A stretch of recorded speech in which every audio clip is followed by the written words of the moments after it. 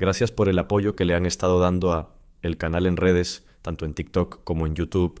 Otro día más venimos con una historia y esta vez hablando sobre sectas. En este caso, una historia real contada por un suscriptor que prefiere quedarse en el anonimato, pero que nos ha dejado su experiencia en esta especie de culto en el que se encontraba. Después de esta breve explicación, pasamos con la historia, parte 1, el vacío. No sé en qué momento exacto empezó todo. Tal vez cuando tenía 12 años y mi papá me gritó que era una decepción, o cuando mi madre lloraba en silencio mientras fingía que todo estaba bien. Siempre pensé que el dolor era una etapa, que seguiría, pero no. Con el tiempo, solo mutó.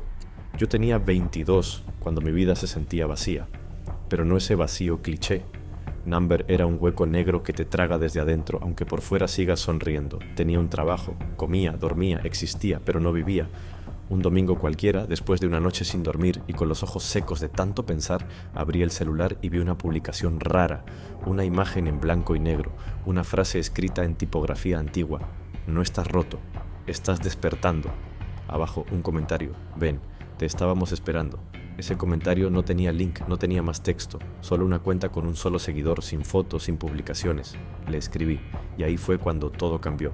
Al principio respondían con frases abstractas. La Matrix te entrena para ser esclavo. El sistema te quiere dormido.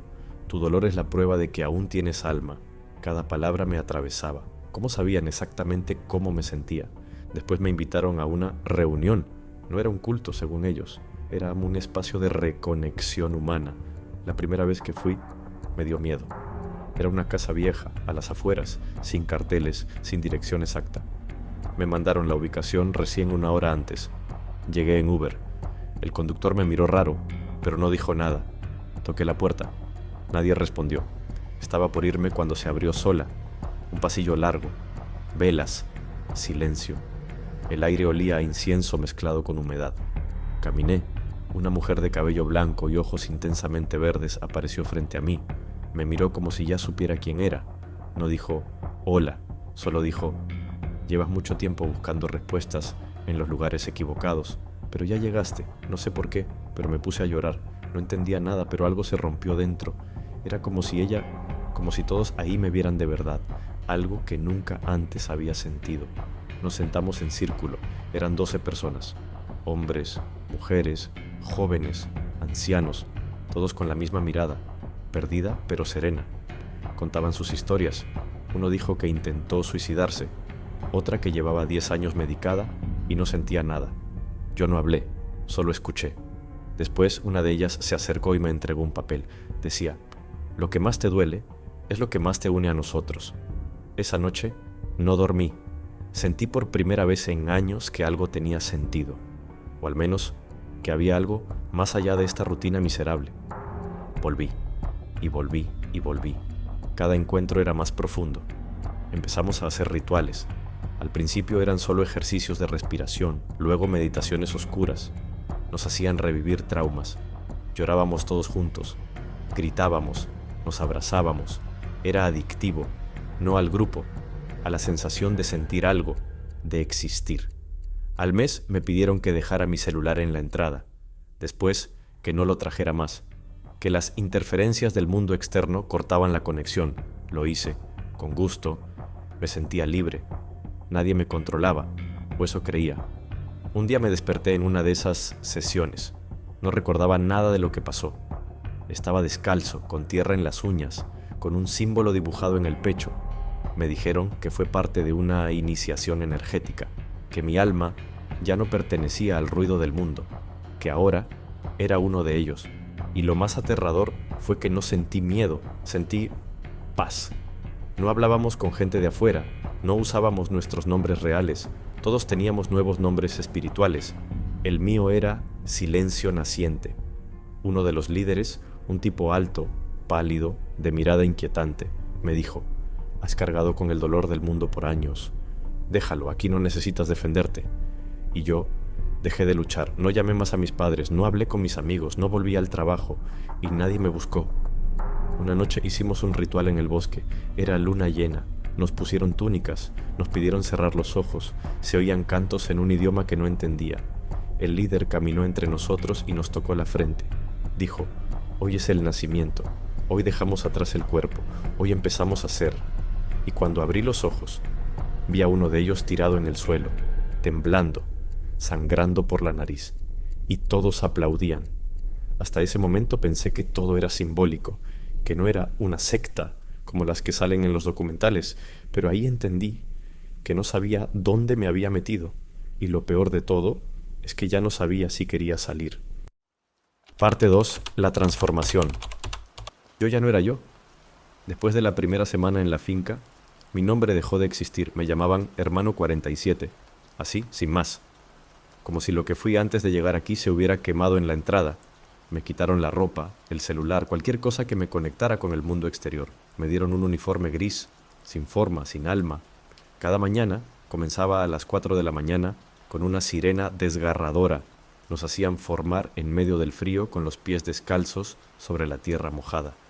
Teníamos que agradecer por estar vivos, por estar despertando. Había uno que lideraba los rezos, lo llamaban el pastor.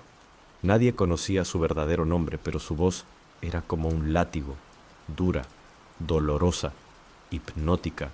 Tenía una manera de mirarte que te hacía sentir desnudo, vulnerable, como si pudiera ver todo lo podrido dentro de vos. Nos decía que el mundo estaba contaminado, que la familia, la televisión, las redes sociales, todo eso eran drogas disfrazadas, que solo la verdad, su verdad, podía limpiarnos. Y yo lo creí, porque necesitaba creer en algo, porque necesitaba que alguien me dijera qué hacer con este vacío que me estaba tragando. Nos tenían trabajando todo el día, cultivábamos, limpiábamos, cavábamos agujeros que al día siguiente debíamos volver a tapar. Decían que era para domar el ego, para aprender a obedecer sin cuestionar. A veces me despertaba llorando sin saber por qué. Me dolía todo el cuerpo, me sangraban las manos, y aún así agradecía, porque si no lo hacía, no comía. Una vez una chica del grupo, la hermana 16, se desmayó durante una de las caminatas. Nadie la ayudó, nadie tenía permitido tocar a otro sin permiso del pastor. Ella quedó tirada, temblando, y cuando él llegó, no la asistió. Le gritó, le escupió, le dijo que estaba contaminada, que su debilidad era un virus. Esa noche, todos dormimos sin cenar por su culpa. Nos obligaron a escribir con clavos sobre una tabla: el dolor es amor, el sacrificio es libertad. Lo repetíamos como mantras, una y otra vez, hasta que el alma se rendía. En algún momento mi mente se quebró. Empecé a soñar despierto. Me hablaba a mí mismo como si fuera otro. Me veía desde afuera, como si no estuviera viviendo mi vida, sino presenciando una película de terror en la que era el protagonista. Pero lo más aterrador es que me estaba gustando. Me volví adicto a la estructura, a la obediencia, a que alguien más pensara por mí. Lo que más me duele confesar es que cuando me ofrecieron el fuego sagrado, dije que sí.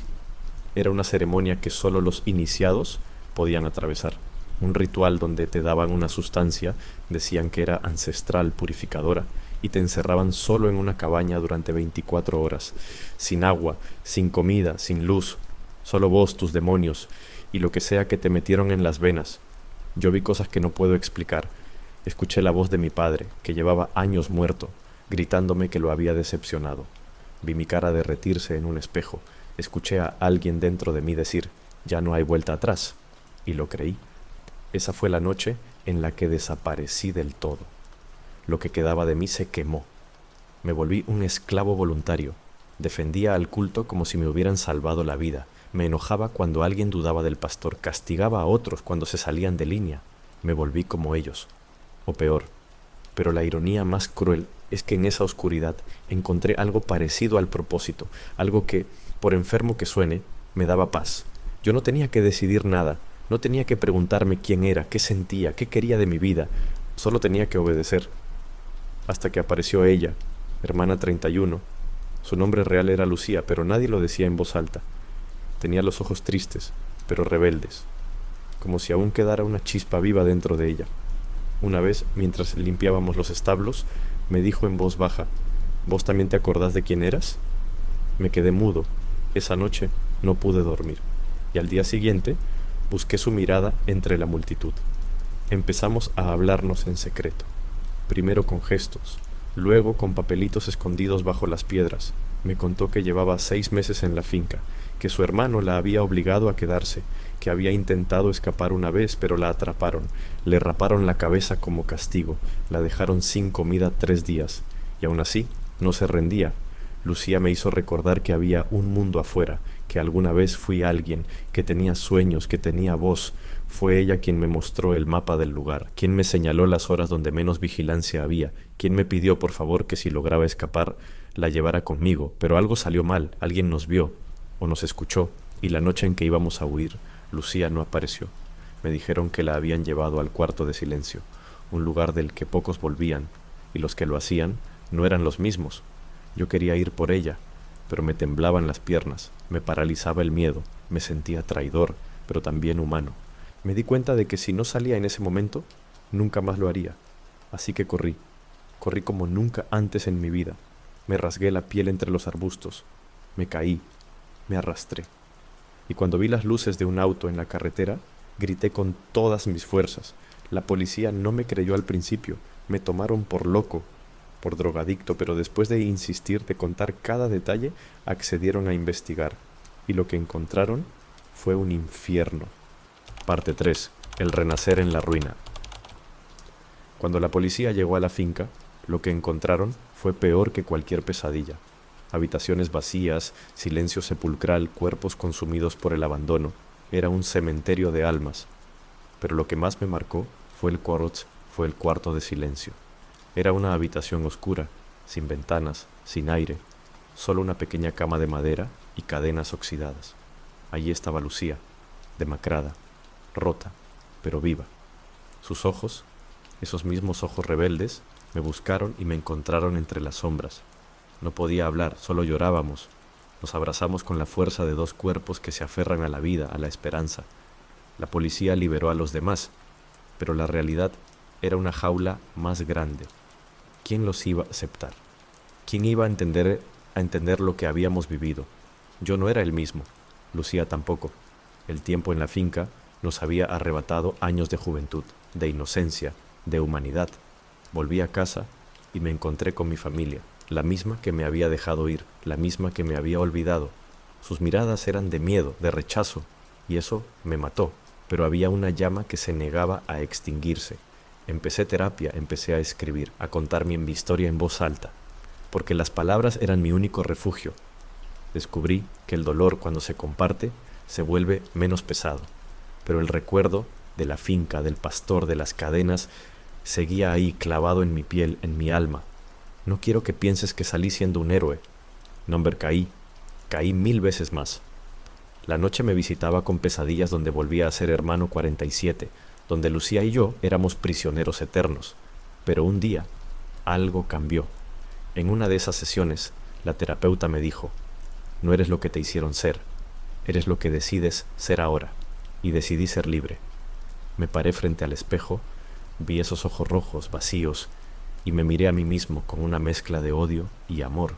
Esto no me va a definir, me dije. Desde entonces, empecé a reconstruirme. Poco a poco, día a día, empecé a ayudar a otros, a hablar a otros que estaban atrapados en lugares como ese, a contar la verdad que nadie quiere escuchar, a luchar contra las sombras.